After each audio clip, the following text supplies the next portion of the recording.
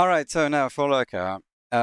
Before the pool, we want water breathing from all the warlocks to make sure you can indeed be a little bit under the surface without worrying about your breath bar.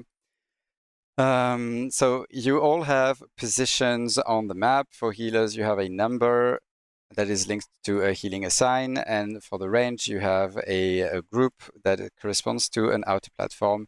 The Shadow Priests usually are standing on Moon. And the melees are also spread out in 3 different groups to make sure not everyone gets hit by the geyser every time. On the submerge phase, we have so those 3 tanks on the mob's spawn points, and those 3 tanks will tank the mob that is next to them. As I said in the previous video, the ranged will be responsible for tanking, CCing, and killing their own adds. Usually, yeah, I mean, so you CC one, you should have a CCs. I make sure to have CCs on every platform. The adds don't do much damage, so it's really okay to tank one of them.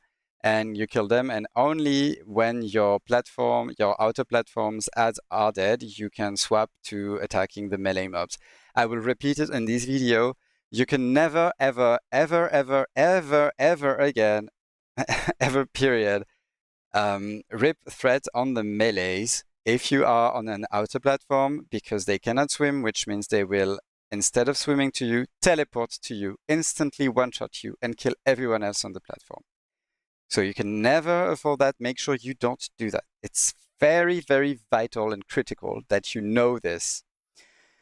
And for the melees and healers in here and everyone in the center platforms, please make sure you never stand in front of the melee mobs. They have a cleave that can kill you, and you never rip threat either, because they can one-shot anyone that's not a tank.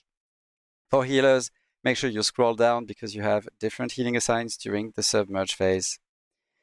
And yeah, that's it. After submerge, we go back to emerge phase, and remember, he will always spout immediately upon re-emerging, and that means you will need to be ready to go in the water. Also, he does more than a 360. So for example, 1 and 6, you will always need to be in the water. If he like rotates like this, I would need to be in the water twice, okay?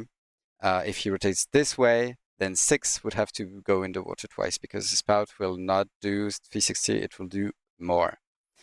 One thing, once again, the VFX for spout is much thinner than the actual effect, which means that you will get hit before the visual reaches you.